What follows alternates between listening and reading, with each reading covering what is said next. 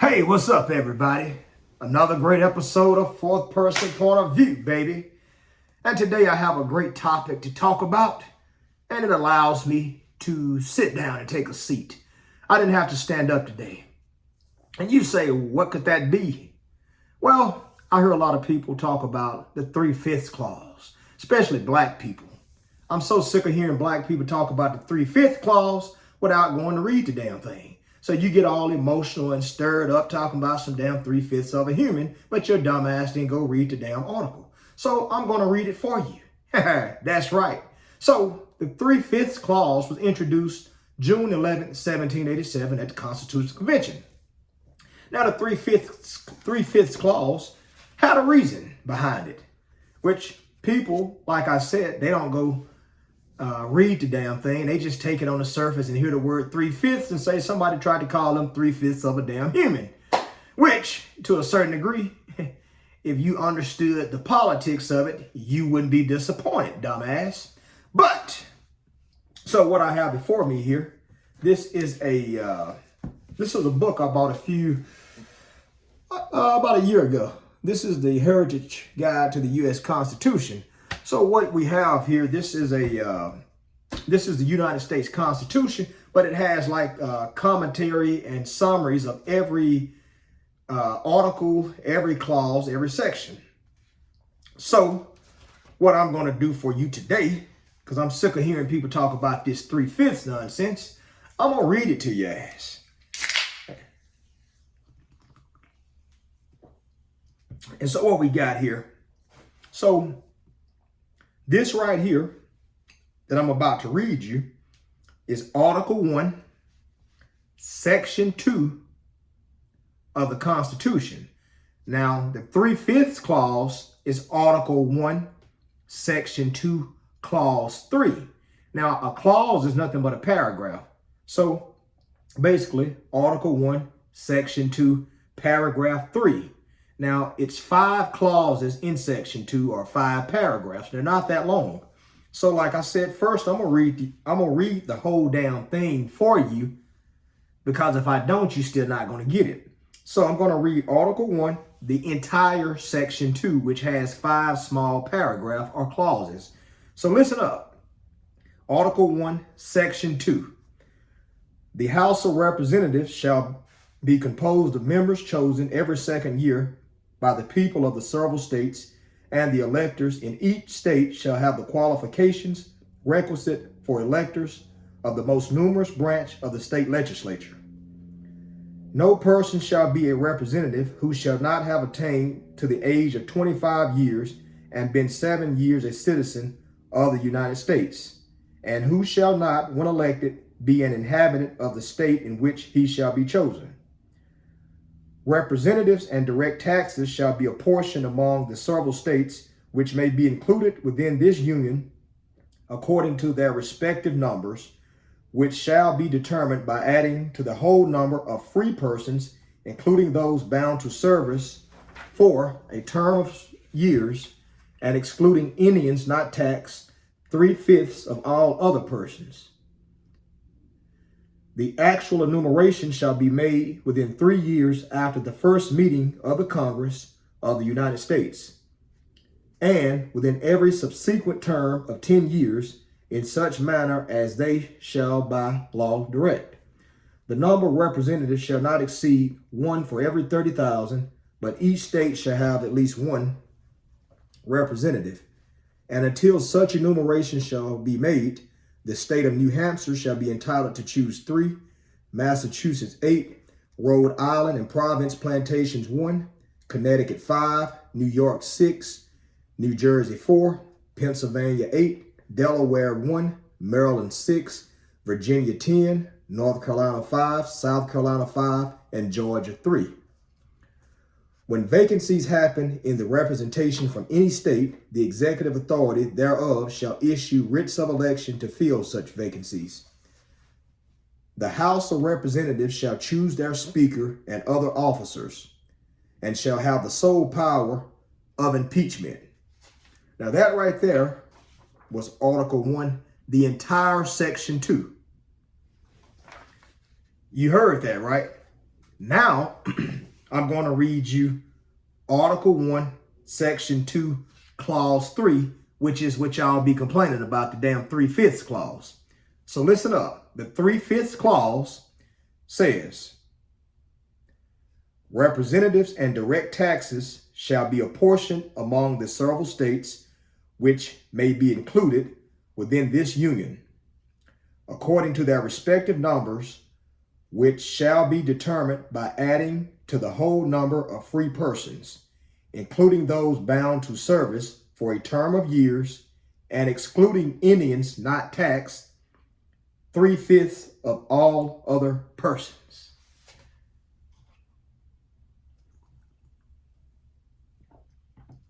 That is the 3/5 clause that was added in Article 1, Section 2 of the Constitution.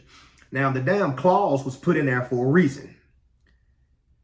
Y'all are looking at it from an emotional perspective, which is silly asses. Now, I'm going to read you the commentary on the 3/5 clause, which is Article 1, Section 2, Clause 3. It's not long. It's not long at all. It's about a page and a half here. But listen up. I'm going to read it to you.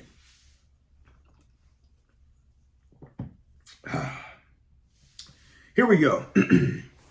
It says, the 3/5 rule for counting slaves is often misunderstood. You think? When the Constitutional Convention debated the issue of how to count population for the purposes of representation, the Southern delegates to the convention would have been pleased if non-voting slaves had been counted as full persons. That way, the Southern states would have had a greater representation in the House of Representatives. In contrast, some Northern delegates resisted counting slaves at all.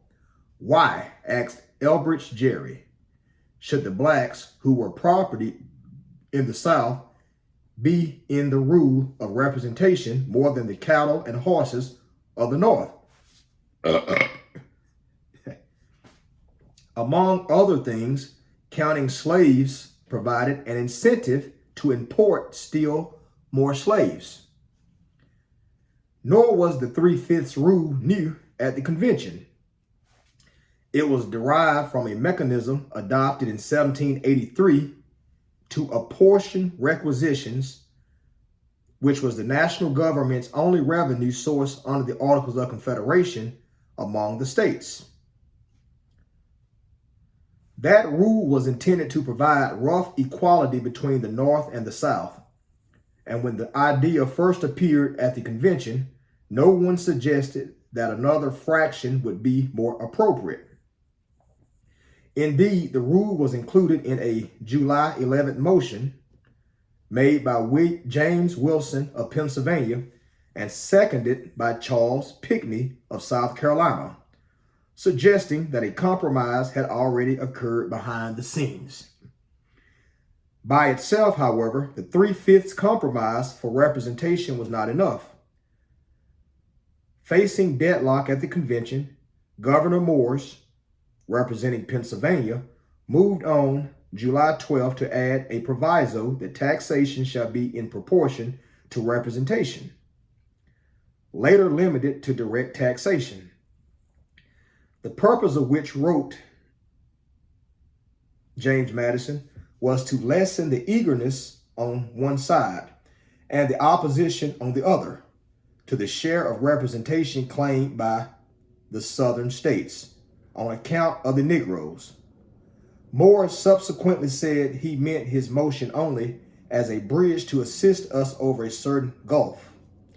But tying apportionment to both taxation and representation turned out to be crucial. Slaves were to be counted as less than whites for representation, which was not the interest of the South. Slaves were, however, also to be counted as less than whites for measuring a state's apportioned direct tax liability. And that was a benefit to the South. A fuller account of how the framers handled this sensitive matter requires looking as well at the direct tax clause. which is Article 1, Section 9, Clause 4. And add other clauses of the Constitution dealing with slavery, such as Article 1, Section 9, Clause 1, Article 4, Section 2, Clause 3, and Article 5. Furthermore, the compromise protected the integrity of the census, as Madison explained in Federalist Number 54. The states should feel as little bias as possible to swell or to reduce the amount of their numbers. By extending the rule to both taxation and representation, the states will have opposite interests which will control and balance each other and produce the requisite impartiality. The 3/5 rule does not directly affect litigation today, but it affects how scholars interpret the apportionment requirement for direct taxes. It has been argued, for example, that the clauses dealing with direct taxation should be ignored because they are tainted by slavery, or because with slavery ended, there is no longer reason to honor any part of the compromise. In light of the entire history that led to the Revolution and the Constitution, however, it would go too far to assume that in a world without slavery, the founders would have been indifferent to the dangers of national taxation. Furthermore, understood in context, the 3/5 apportionment rule was not necessarily pro-slavery in principle, for even though slaves were property under the laws of southern states, the Constitution itself acknowledged that they were persons. In addition, by tying both representation and direct taxation to apportionment, the framers hoped to remove any sectional benefit and thus any pro-slavery taint from the special counting rule. In fact, the slave states despised having to give in and accept the direct taxes clause as part of the price of obtaining the 3/5 counting rule. No one at the time knew that the direct tax requirement would be weakened by Supreme Court interpretation, and few understood that the 3/5 rule would yield such extraordinary political dividends for the slave states. Many scholars have pointed out that the 3/5 rule provided southern states significant political advantages in the House of Representatives and the Electoral College, and thus also in the choice of president and the appointment of members of the Supreme Court until the election of Abraham Lincoln and the coming of the Civil War. But at the Constitutional Convention, the framers believed that they had crafted a workable compromise. Let that sink in your head right quick. So, you remember here, it said the direct tax clause, which, let me look at it right quick, Article 6, clause. Section 9.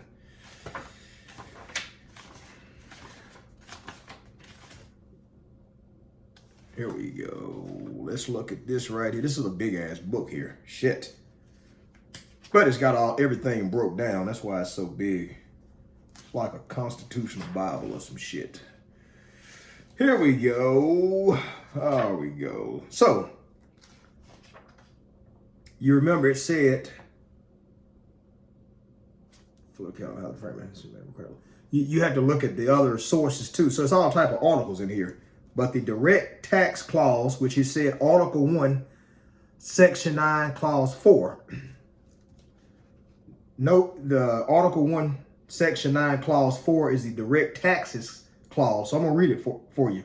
It says, no capitation or other direct tax shall be laid unless in proportion to the census or enumeration herein before directed to be taken. That's Article 1, Section 9, Clause 4.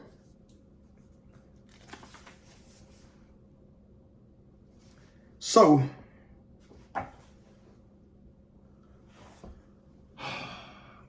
when you talk about the 3/5 clause, you cannot look at it from a 2025 emotional perspective, jackass.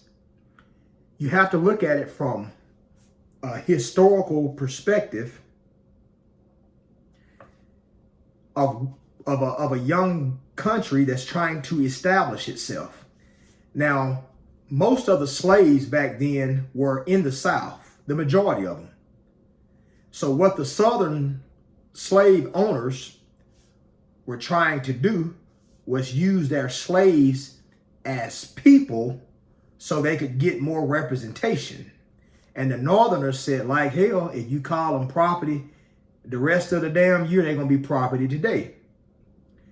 So,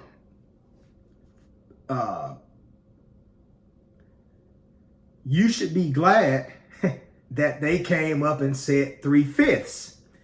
That was their way of compromising with the Southerners. Because if they did not call it a 3/5, if they didn't come up with the 3/5 clause and the damn slaves would have counted as whole persons, that means the Southern population would have been bigger, which would have gave them more representatives, jackass. So you better be glad it was 3/5. That's the whole purpose of the damn clause. That was the negotiation they came up with. So,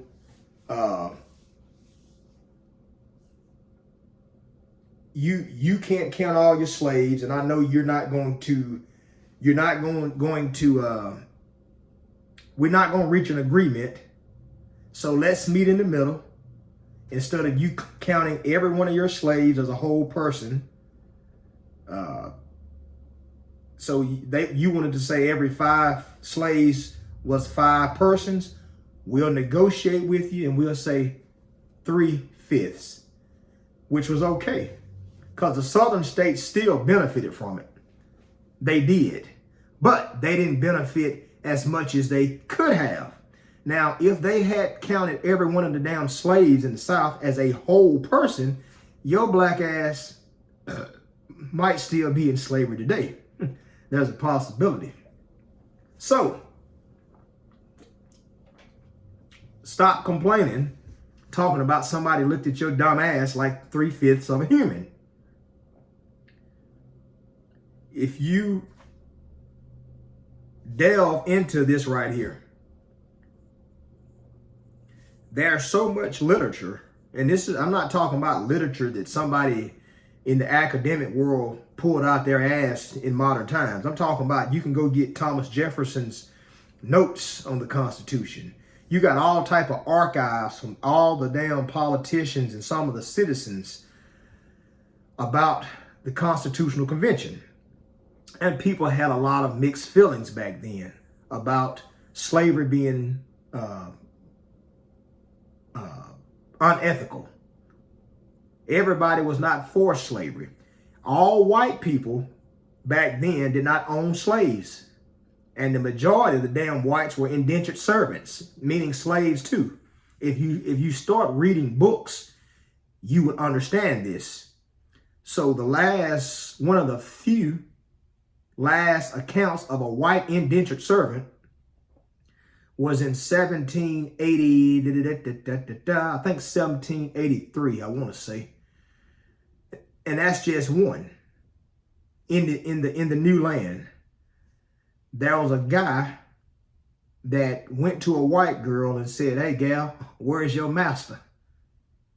And she said, with her little southern ass, she said, "I ain't got no master." She said, "Only slaves have masters." She said, "I have a boss."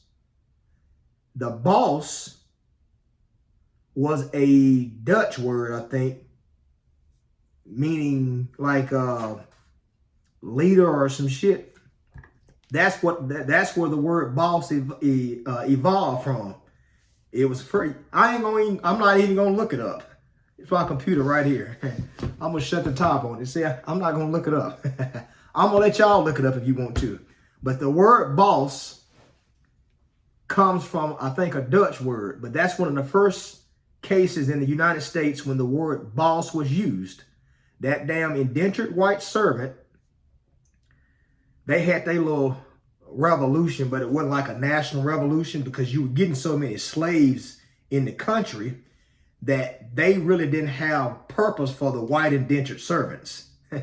So they was kind of letting the white indentured servants just kind of fade out the way, or they would put them in certain jobs until their indentured servitude either played out or whatever. And so that's where that comes from. The word boss and the word help. Those are servitude words. So, like I said, the 3/5 clause for the slaves was not too bad. Because what we're talking, all of American history, especially in the 17 and 1800s, is all right there together. So,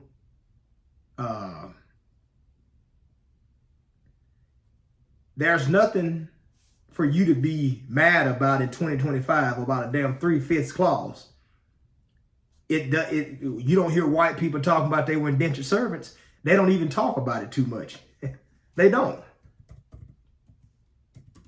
They do not even talk about it. Yeah, 3/5. I wanted to double check something. It says the 3/5 clause was introduced June 11, 1787. So when did I say that one of the last accounts of indentured servitude in America occurred? I said in the year 1783. So 1783 to 1787, that whole time in American history was how can I say it?